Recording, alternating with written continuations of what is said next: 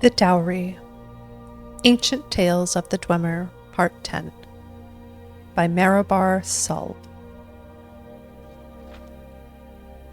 Yanali was the wealthiest landowner in Gunal, and he had over the years saved a tremendous dowry for the man who would marry his daughter Jennifer. When she reached the age of consent, he locked the gold away for safekeeping and announced his intention to have her marry. She was a comely lass, a scholar, a great athlete, but dour and brooding in aspect. This personality defect did not bother her potential suitors any more than her positive traits impressed them. Every man knew the tremendous wealth that would be his as the husband of Jennifer and son-in-law of Yanali. That alone was enough for hundreds to come to Gunal to pay court. "The man who will marry my daughter," said Yanali to the assembled, "must not be doing so purely out of avarice. He must demonstrate his own wealth to my satisfaction." This simple pronouncement removed a vast majority of the suitors, who knew they could not impress the landowner with their meager fortunes. A few dozen did come forward within a few days, clad in fine Killark cloth of spun silver, accompanied by exotic servants traveling in magnificent carriages.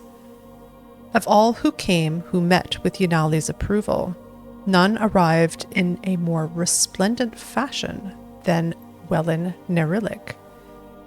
The young man, whom no one had ever heard of, arrived in a shining ebon coach drawn by a team of dragons, his clothing of rarest manufacture, and accompanied by an army of the most fantastical servants any of Gunal had ever seen.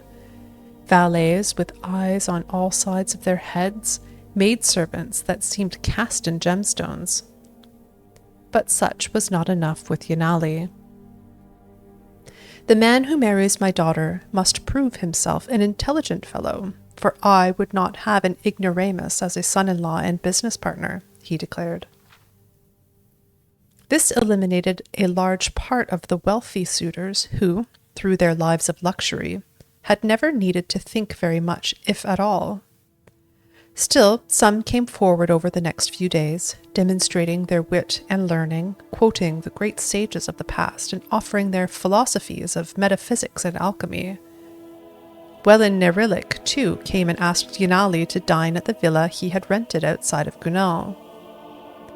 There the landowner saw scores of tribes working on translations of Aldmeri tracts, and enjoyed the young man's somewhat irreverent but intriguing intelligence. Nevertheless, though he was much impressed with Welyn Nerillic, Yanali had another challenge.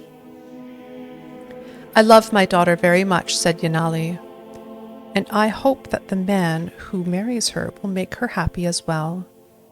Should any of you make her smile, she and the great dowry are yours." The suitors lined up for days, singing her songs, proclaiming their devotion, describing her beauty in the most poetic of terms. Jennifer merely glared at all with hatred and melancholia. Yanali, who stood by her side, began to despair at last. His daughter's suitors were failing to a man at this task. Finally, Welyn Nerillic came to the chamber. "I will make your daughter smile," he said. "I dare say I'll make her laugh, but only after you've agreed to marry us. If she is not delighted within 1 hour of our engagement, the wedding can be called off." Yanali turned to his daughter. She was not smiling, but her eyes had sparked with some morbid curiosity in this young man. As no other suitor had even registered that for her, he agreed. "The dowry is naturally not to be paid till after you've wed," said Yanali. "Being engaged is not enough." "Might I see the dowry still?" asked Welyn. Knowing how fabled the treasure was, and understanding that this would likely be the closest the young man would come to possessing it, Yanali agreed. He had grown quite fond of Welyn.